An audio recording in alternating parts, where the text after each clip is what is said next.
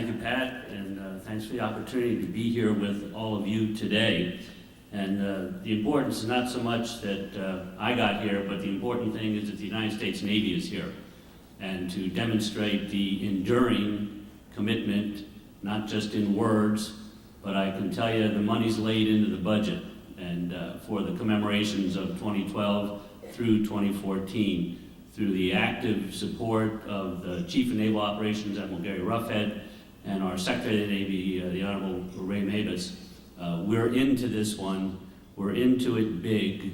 We're going to stay into it, and we're going to stay big, along with our great partners in OPSAIL. So we're all in, and we're going to stay in, and I'm very, very glad to be here to represent the Navy today. There's always an unsung hero in putting something like this together. And for me, that hero is Mr. Bill Pensick, who works for the state of Maryland. You heard from his boss, Mr. Johansson, and the Secretary of State for Business and Economic Development. Mr. Pensick is the one who, I think, saw the picture, the completed picture of what this commemoration could mean to the city of Baltimore and to Maryland. And as he put this picture together, he brought our own interest in the Navy for moving forward with the commemoration, brought together, and last year introduced me to Governor O'Malley up at the mansion, where Governor O'Malley sort of took my measure to see if the Navy truly was going to be part of this in a significant way.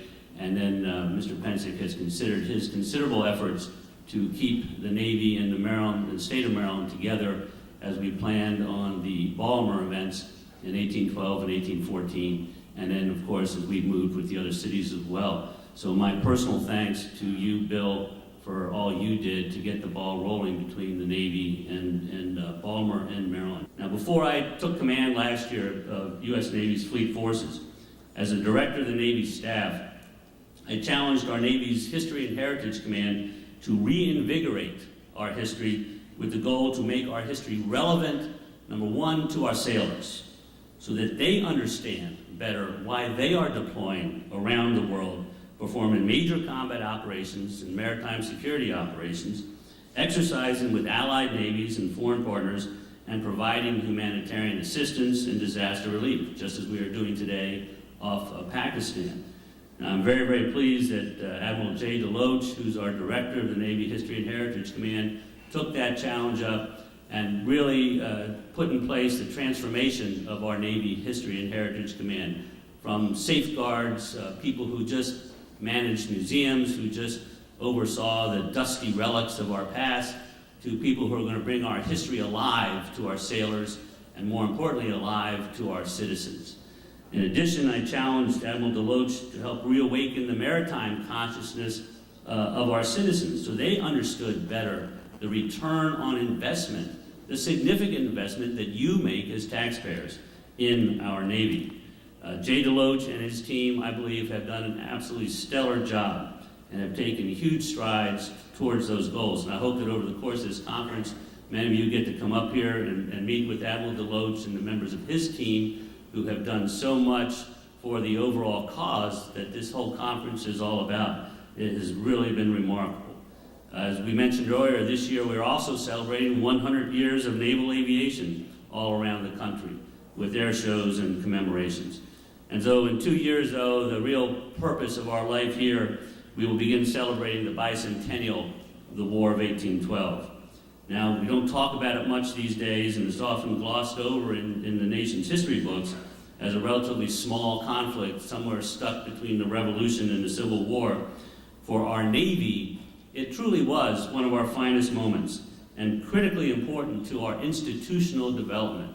The traditions upon which we base how we operate as a Navy today came to us from the actions throughout the War of 1812. The single frigate actions, which have taken a justly famed place in the history books, but also the small actions, the small boat actions, constantly up and down the coast in Louisiana and on the Great Lakes, the famous battles of Lake Champlain. Those sailors then gave us what we are about today. It started there. not simply with John Paul Jones and then we skip to World War II. The actions of 1812 to 1814 were extraordinary in their own right. And we're going to bring those actions from those sailors then, we're going to bring those to our sailors today, connect the dots, and show them what it means. In celebration of the upcoming celebrations, we've been glad to partner with the International Council of Air Shows, our Navy League, Mr. Alan Walden, the president of the Baltimore Navy League here today. Great to see you, sir. Glad for your support, as always, in these events. And as Mr. Fuentes talked to you about OpSail, to make this a world-class event in all the cities that Mr. Fuentes went through for you. Key events in New York, Baltimore, Norfolk, New Orleans, Boston, Toronto, and the Great Lakes. We have invited over 100 foreign nations to participate, and in working with OpSail, getting the tall ships back again from over 24 countries to be used as learning centers and participate in cultural exchanges and goodwill that we generate in incredible amounts through these parades of sail. Now, we're going to have a great celebration from 2012 to 2014. It was a great celebration back then, too. But it's going to be worthy of the event. It really will be.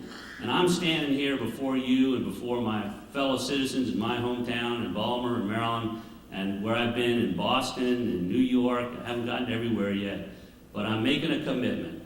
The United States Navy is going to be here in numbers and in enthusiasm. We're going to be in the skies above you and in the seas around you, and our submarines will be here, but you just won't see them. But they'll be here too. And we're going to have, more importantly, we're going to have a lot of sailors here. We're going to have a lot of wonderful, wonderful young women, like the folks sitting down here at this table from the USS Constitution. We have 330,000 of America's finest wearing this uniform. And they're going to be a big part of this. And they're going to be the visible, tangible representations of the tie between what the sailors did in 1812 to what the sailors are doing, will be doing in 2012. So be part of it, find a way to be a part of it, but also find a way to make this heritage real for our fellow citizens. I think a lot depends on it, and I hope you do too. Thanks so much for hearing me out, and thank you all for being here today.